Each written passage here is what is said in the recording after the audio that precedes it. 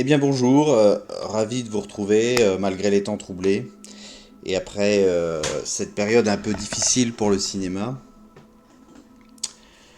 Je viens quand même vous parler d'un film sans prétention mais très sympathique, à savoir The King of Staten Island de Judd Apatow. C'est un des rares films qui sort en salle, donc il ne faut pas hésiter à en profiter, surtout que c'est un film très intéressant, très spécial surtout dans la filmographie de son réalisateur. Celui-ci est en effet plutôt connu pour avoir fait des comédies, ou très drôles d'ailleurs, et également il est assez connu dans le milieu des séries. Mais voilà, ici, il nous livre quand même quelque chose d'un peu plus personnel sur la vie des gens ordinaires et peut-être un peu sur lui-même. En tout cas, ce film est très différent du reste de sa filmographie. Comme je l'ai dit, il reste quand même très drôle, mais c'est un humour beaucoup plus acide et beaucoup plus réaliste. Voilà, c'est le mot que je peux employer pour ce film. C'est un film beaucoup plus réaliste que les précédents, qui étaient vraiment outranciers et qui allaient à la blague facile, si vous voulez. Ici, on est plus dans un humour de situation, dans un comique de situation, de personnages, de la vie de tous les jours, et ça m'a paru très rafraîchissant.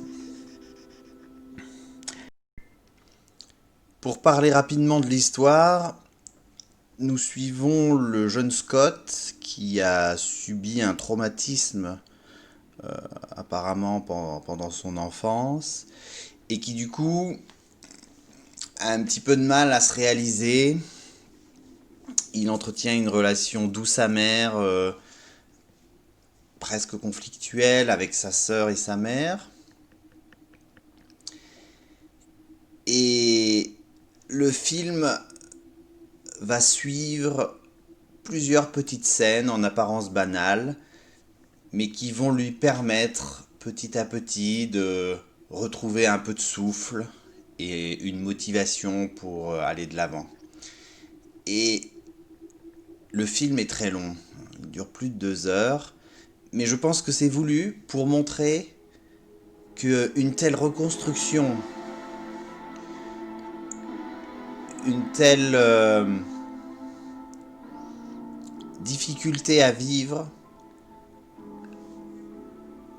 ne peut être résolue que par du temps, des rencontres et une certaine envie de communiquer avec les autres.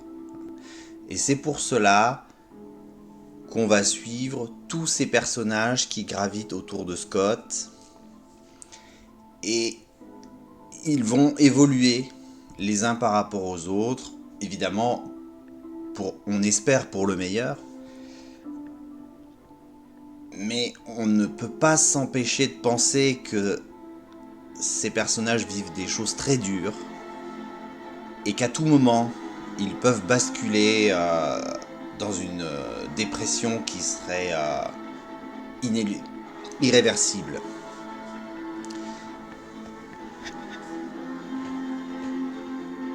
Pour servir un tel scénario, il faut de très bons acteurs, et c'est le cas, notamment pour le jeune Pete Davidson qui incarne Scott.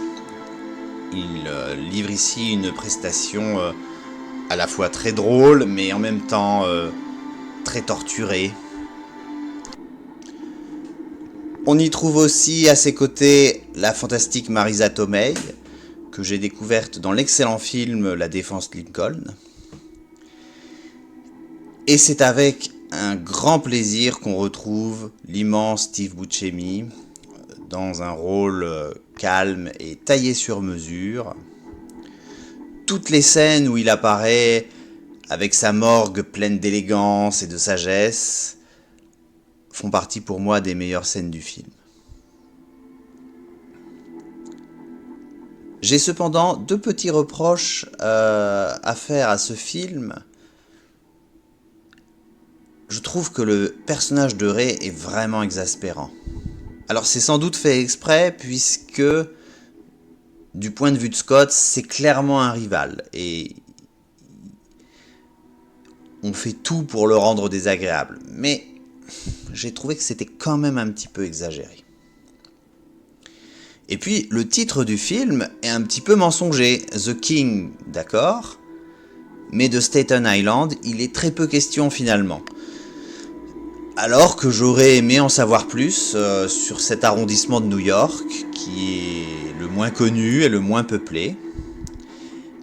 À nouveau, je pense que c'est assez symbolique pour montrer que toutes les personnes, où qu'elles vivent, que ce soit dans une métropole moderne ou dans une petite bourgade rurale, peuvent avoir de telles difficultés, de telles duretés dans leur vie.